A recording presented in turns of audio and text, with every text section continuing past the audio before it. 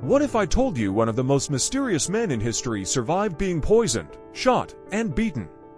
All in the same night. This is the true and bizarre story of Grigori Rasputin, the Mad Monk of Russia. Picture Russia in the early 1900s. The Romanov dynasty ruled with absolute power, but the country was teetering on the edge of collapse.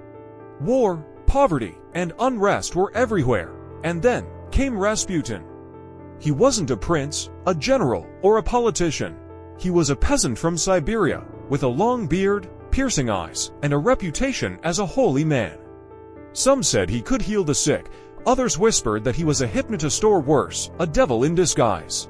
Rasputin's life changed forever when he met Tsar Nicholas II and Empress Alexandra. Their son, Alexei, had hemophilia disease where even the smallest cut could lead to death. Doctors were helpless, but Rasputin wasn't. Legend says that when Alexei was near death, Rasputin prayed over him and somehow, the boy recovered.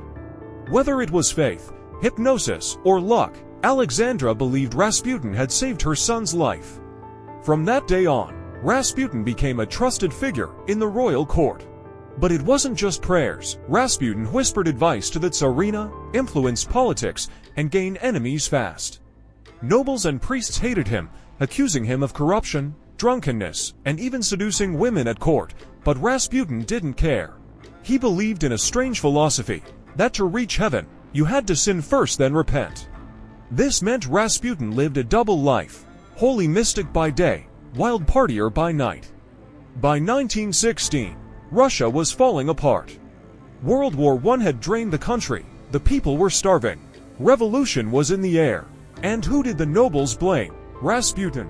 Convinced that Rasputin was controlling the royal family and destroying the empire, a group of aristocrats decided he had to die. But killing him would turn out to be harder than anyone imagined.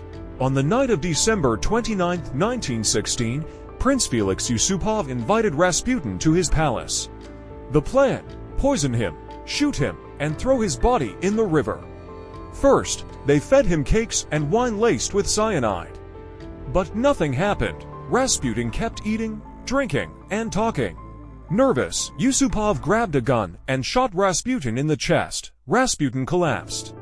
But minutes later, Rasputin suddenly opened his eyes, stood up, and attacked his killer.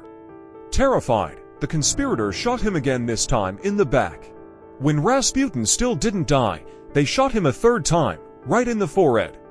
Finally, they tied up his body, threw him into the freezing Neva River, and left him for dead. When his body was recovered, some claimed there was water in his lungs, meaning he might have still been alive when he hit the water. So who was Rasputin really? A miracle worker? A manipulative villain? Or just a symptom of a crumbling empire desperate for answers? After Rasputin's death, things only got worse for the Romanovs. Just 1 year later, the Russian Revolution exploded. The Tsar and his entire family were executed. The empire Rasputin supposedly controlled collapsed completely. Today, Rasputin's story is still shrouded in mystery and myths. Some say he was a healer, others say he was a con man. But one thing's for sure, his name will always be linked to the fall of Imperial Russia.